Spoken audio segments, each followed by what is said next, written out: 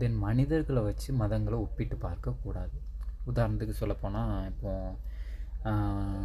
ஒரு கிறிஸ்துவன் இருக்கிறாங்க. அவங்க என்ன செய்கிறாங்கன்னா, ஒரு மதுக்கடையில் போய் நிற்கிறாங்க. ஸோ அவங்கள வச்சு அவங்களுடைய மதத்தை ஒப்பிட்டு பார்க்க கண்டிப்பாக கூடாது.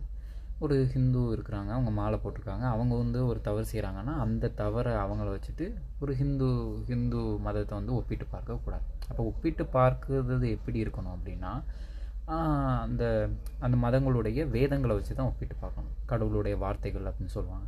இப்போ இந்து வேதங்களை நம்ம எடுத்துக்கிட்டோம்னா பௌஷ்ய புராணம், ரிக் வேதம், அண்ட் தென் பகவத்கீதை, அந்த மாதிரி வேதங்கள் இருக்குது. அப்புறம் முஸ்லீம்களுடைய வேதங்கள் எடுத்தோம்னா திருக்குரான் இருக்குது. அப்புறம் கிறிஸ்தவர்களுடைய ஒரு புத்தகம் எடுத்துக்கிட்டோம்னா நம்ம என்ன செய்யுது, பைபிள் இருக்குது. பழைய ஏற்பாடு, புதிய ஏற்பாடு, அந்த மாதிரி இது இருக்குது. ஸோ அதை வச்சு தான் நம்ம ஒப்பிட்டு பார்க்கணும் அப்படின்னு தவிர, ஏன்னா பகுத்தறிவு இருக்குது, சிந்திக்கக்கூடிய அறிவு. ஸோ ஒப்பிட்டு பார்த்து நம்ம நேர்வழி, அதாவது கரெக்டான வேயை சூஸ் பண்ணி